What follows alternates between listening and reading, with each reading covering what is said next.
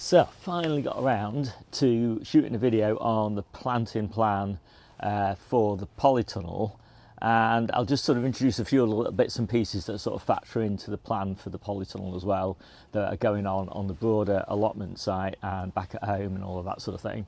And I will give you like a notional early ideas that I've got for how I'm going to replant the polytunnel in late winter and very early spring, and maybe touch a little bit on what I might be doing in summer.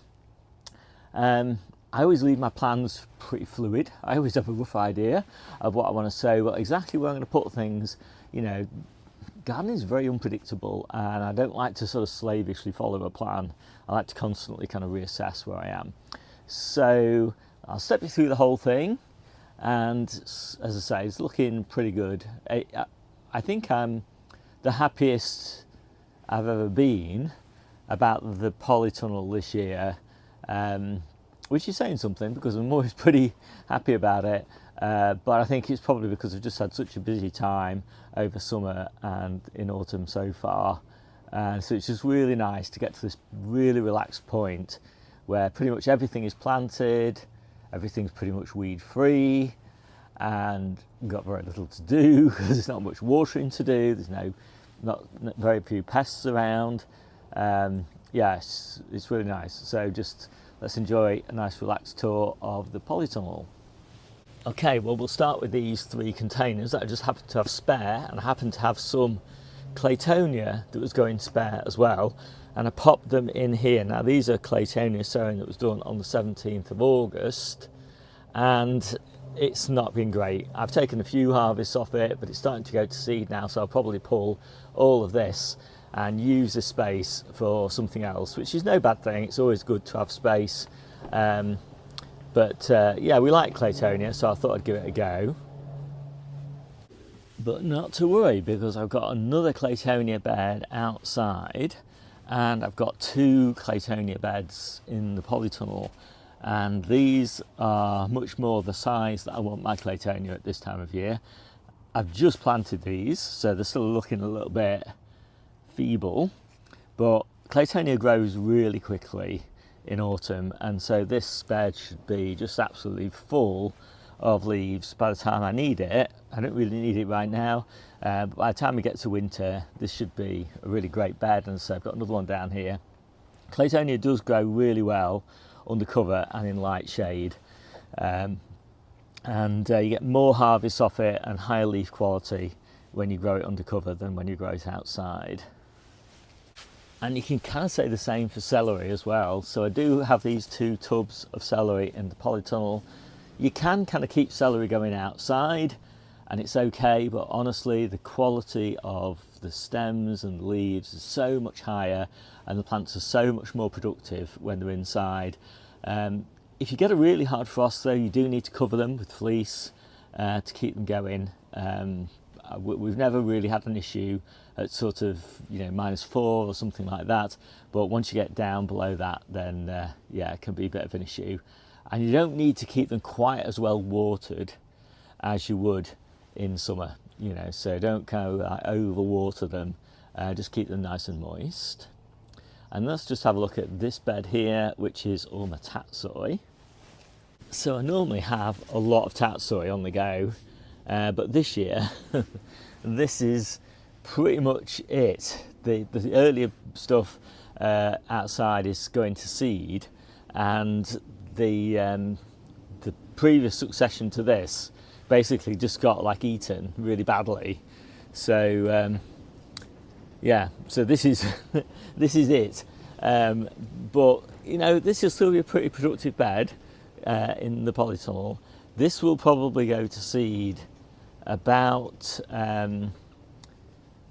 January time, I'm guessing, and so I'll almost certainly replant this then with something else, probably lettuce, but possibly potatoes. I'm kind of toying with putting potatoes in here, so that will be quite interesting for me to play around with.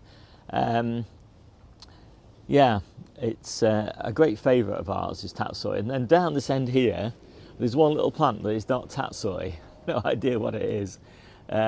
I obviously planted it out thinking it was tatsoi, but anyway, we'll just have to see what that turns out to be. It's probably a turnip or something. Right, and then in this bed we've got the red pak choi. So I really love this because we put this into our salads mainly, and I really love to get a bit of colour in the salad mixes. We have got some radicchio, which provides a lovely sort of white red sort of colour in as well in the salads. That's pretty good, but I prefer the taste of the red pak choi, and the looks is pretty good as well. And the leaf quality is always really good as well in the polytunnel, or it has been in previous years. And again, this will go to seed in sort of January time, and so this will get replanted.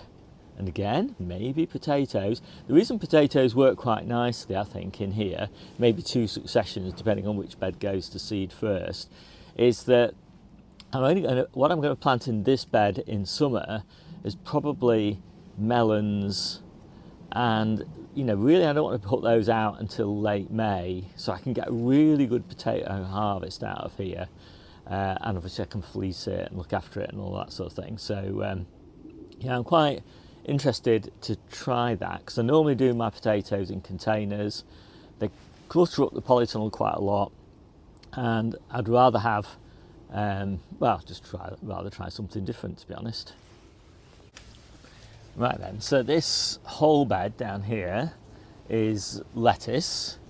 At this end I'm starting off with Riccia, then I've got Victorinus, then I've got Wintergreen, then I've got Roxy, then I've got Grenoble Red, and then I've got, I can't remember, but you'll see it when I go down there. So yeah, so I love lettuce in a polytunnel in winter. It does really well. The lettuce in the beds doesn't do quite as well as the ones in the hanging baskets. I'll show you those later. And I've also got this little tiny bed here of salad onions. I've got vast majority of my salad onions outside, and I've got a lot of lettuce outside as well. But the main reason I've got salad onions in here is just occasionally when the weather's really bad and I don't want to be harvesting outside, I can at least harvest a few salad onions from here, and that'll just keep me going. And that doesn't happen very many weeks, but there's enough there for sort of 2 or 3 weeks worth of harvest. And then I'm not sure what I'm going to do with this bed in spring. I think I'm going to go brassicas. And I think I might even start some little kale plants to grow in here for a sort of harvest in April. And I might do that just because I've had to take quite a few of my kale beds out this year, because we've had a new greenhouse built and basically the beds were in the way, and so I'm a bit short of kale. So I'm thinking might be quite a nice little experiment to see if I can pull off a nice little kale harvest during that period. And I might put some calabrese in here and some other things, because I don't plant my tomatoes in this bed, that's what's going in this bed, until certainly the middle of May, sometimes towards the end of May. And they do just fine, and the reason I can get away with that is because I start a lot of tomatoes in containers and hanging baskets for my early crop, and they keep us more than enough tomatoes for eating fresh, and cooking from fresh from those containers. And so the only real reason that we have the polytunnel beds is to grow the tomatoes for making pasta sauces and ketchups and all of that sort of thing. So yeah, so that's basically the ground floor of the polytunnel. I'll just point out a couple of things. First thing is I've got this fleecing system here, which is really great, which I just unclip these clips here, and I can drop this down really quickly. Literally takes like 30 seconds. So I can keep this bed pretty warm. I can, basically I can keep it frost free if I wanted to, provided I come down here most days. And I've also got stepping stones, which are pretty important because, you know, when you want to harvest things at the back here or weed, you need to get to the back of these beds, and I can't reach easily to the back of these beds without a stepping stone. So I've got the wood ones here as well. So that makes all the difference. And I've also got these fence pins here, and so I just lay a cane down here when I'm putting the fleece over, and that keeps the fleece sort of this sort of high, that sort of high, above the veggies that are growing in there. So that all works pretty well. So now we need to move up a level, and this year actually I have put this old filing cabinet in here. It's got all the stuff that I need on a day-to-day basis. You know, it's got the fleeces, it's got the refreshments, it's got fertilizers and all of those sorts of things. It's really useful to have that there. And then here I've got everything that I use for potting on. So I don't do much pricking out and sowing here, but I do a lot of potting on. So I've got all the stuff there and the dibber. So it's really convenient. And I have 2 towels, one at each end. When you're working in winter with bare hands, like I do pretty much all the time, you've got to keep your hands dry. So having a towel here and down there, really, really convenient. Highly, highly recommend that you kind of keep your hands dry. But I can't stand wearing gloves, so basically it's a lifesaver for me when I'm harvesting and washing stuff. Get muddy hands, rinse them off and dry them off. Probably use it like 10-20 times in a day if I'm down here. Hanging baskets, absolutely fantastic. Are up here away from the pests, but also they are in the lightest part of the polytunnel and the warmest part of the polytunnel. And so up here you stand your best chance of growing head lettuce. So that's what I'm on with here, some head lettuce, which I'm hoping to harvest in winter. So from about the middle of December to about the middle of February.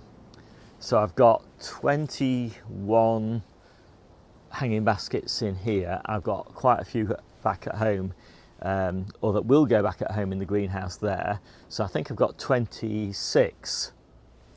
And so that gives me how many weeks? I've got 8 weeks. So 3 head lettuce a week. That is a pretty important supplement to the individual leaves that I'll be harvesting off these lettuce and the lettuce outside, which I'll show you in a minute. And I've got them all over the place, basically, these hanging baskets, so I really like them. So second, and then those will get replanted with strawberries towards the end of February. The strawberries are in pots ready to be put into these. And normally I put my strawberries in these now, but I figured, well, why not just get an extra harvest out of them, put the strawberries in later. So we'll see how well that goes. And then this is my little seedling bench here. So I probably move quite a few of these into the greenhouse at home where I can keep them frost free, but they all will resist a mild frost. But I did lose some of the smaller plants last year when we got that -10-degree frost here in December. So I think it was just like multiple days not above freezing, and the little plants died, the bigger plants were okay. So anyway, we'll see how that goes. I've not decided yet. But anyway, I did a separate video all about these seedlings, so I'm not going to dwell on that, but it's really nice to have this shelf here. Supports the fleece, which is really useful. And then it just unclips and just slots down the back there. This is the north side here of the polytunnel, so nothing on this side really affects the sunshine. And then I've got my trestle tables, and right now I've got lettuce hanging baskets on this one. These are going to go in the greenhouse at home, but pretty soon I'll have carrots, so 4 big containers of carrots, which I'll start in towards the end of October, and they're the carrots that will go outside in April on top of the IBC tanks, and they will give us a harvest of carrots in May, just when my overwintered carrots are finishing. But I use these trestle tables all the time, and in the middle one I have like all my tools, so just everything that I kind of need on a day-to-day basis, all in one place so I don't lose it. And then down here, again, just another little sort of workspace, and just like spare seeds, so things that I'm not trying to save, but I might, if a bed opens up, I've got a few bits and pieces there that I could plant. And then probably one of the most important things that I've got in this polytunnel is my chair, and this reclines so I can sunbathe in summer in here, which is really important for anybody who's got seasonal effectiveness disorder. I have a spare coat to keep warm because I'm often just in the t-shirt, and then here I've got parsley in a container, and then outside I've got all the containers that I will be bringing inside with my early plants, so things like early beans, French and runner beans, and early courgettes and things like that. So those are all ready, all prepped, just get dragged in here when I need them.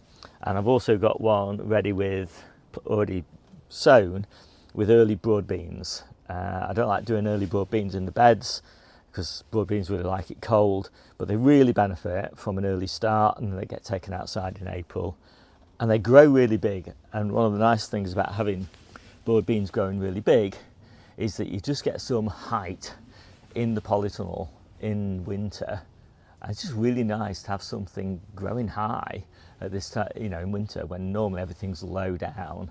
It just gives a bit of structure and shape to the tunnel, something interesting to look at. So that is pretty much it for the polytunnel. So you probably noticed I don't have any spinach in here because spinach does so well outside. So I have got some spinach up here on the shelf waiting to be planted out. That's my early spring stuff. But I've got a few really lovely beds of spinach that we'll be eating through winter, both for baby leaves for salads and cooking leaves as well. But it just does really well under a cold frame, so there's not a lot of point having it in the polytunnel. I noticed in the past really that there's very little difference between spinach grown outside and spinach grown in the polytunnel, where there is quite a big difference between lettuce grown outside and lettuce grown in the polytunnel. I have got some lettuce outside. The stuff we're eating now, for example, is outside, and I am growing some head lettuce for harvest in winter, early winter at least, outside in one of my low tunnels, and I'll soon start planting out little tiny lettuces that we'll be harvesting in the spring, again outside under cold frames and things like that. Anyway, I'll cover all that in a full tour. This is really about the polytunnel. So let's just quickly talk about my newsletter.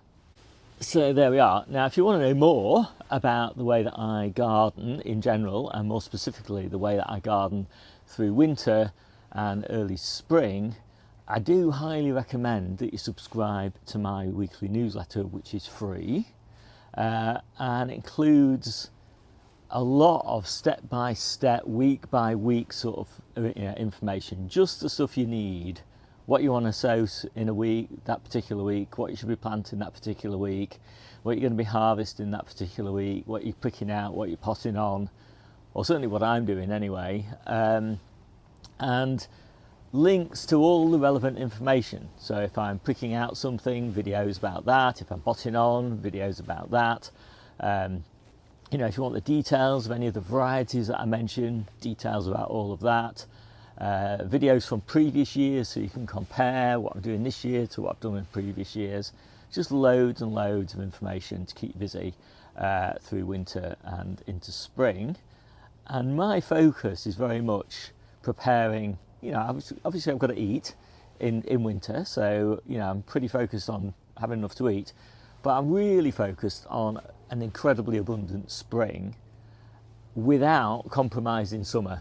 So I really try to sort of like just have just enough in winter, then a really bountiful spring, and then, as I say, try to make sure that a really bountiful spring doesn't really compromise a really bountiful summer as well. So it's a bit of a balancing act, and try and cover all of that in the newsletter, as well as trying to make sure that it's kind of put in the context of a broader good life, you know, not just like gardening all the time, which is certainly not for me. So anyway, my name's Steve, this is the Seaside Kitchen Garden and Allotment channel, and I'll see you soon.